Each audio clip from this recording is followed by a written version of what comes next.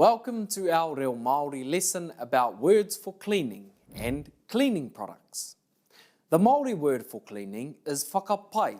This is a verb, so it's used to describe the action of cleaning. Even though it's not the most exciting part of our lives, unfortunately, it's something we have to do. So let's learn the kupu so you can articulate yourselves at home, work, or wherever else you may clean. Let's start with some examples of cleaning products. Soap is hopi. Washing liquid is wai horoi maitai.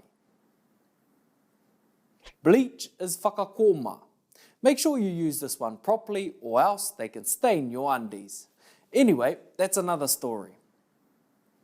Disinfectant is patu huakita, which literally translates to kills germs. Pretty cool, eh? Let's look at some cleaning tools. This is a praihe, or brush. A mop is an ope ope.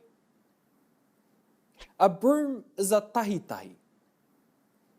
A vacuum is a horoi puehu, which literally translates to swallow dust. A cloth is an ukui. A sponge is also known as an ukui, which is why we called SpongeBob Ropata Ukui. Anyway, I'm getting off track. I better go back to my mahi whakapaipai, or cleaning. We hope you enjoyed this Reo Māori lesson about words for cleaning and cleaning products. Tēnā tātou katoa.